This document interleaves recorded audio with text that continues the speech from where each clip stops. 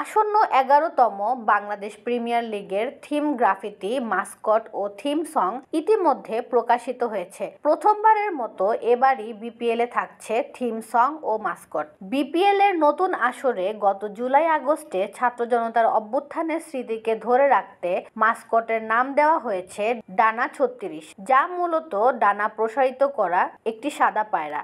সব মিলিয়ে এবারের বিপিএলে থাকছে আগের 10টি আসরের চেয়ে ভিন্নতা। খেলা দেখতে গিয়ে মাঠের দর্শকরাও পাবেন ভিন্ন রকম অভিজ্ঞতা। সাধারণত গ্যালারিতে বসে খেলা দেখে দর্শকদের তুলনামূলকভাবে বেশি দামে পানি কিনে খেতে হয়, তবে এবার বিপিএল দেখতে যাওয়া দর্শকরা পানি খেতে পারবেন বিনামূল্যে। ছাত্র জনতার অভ্যুত্থানে নিহত মীর মুগ্ধের নামে শহীদ মুগ্ধ কর্নার থেকে বিনামূল্যে পানি পান করতে পারবেন দর্শকরা। সেখানে থাকা কিউআর কোডের মাধ্যমে জুলাই ফাউন্ডেশনে অনুদানও দিতে পারবেন ইচ্ছুক যে কেউ। 30 ডিসেম্বর থেকে শুরু হয়ে আগামী বছরের 7 ফেব্রুয়ারি পর্যন্ত চলবে এবারের বিপিএল এর আসর।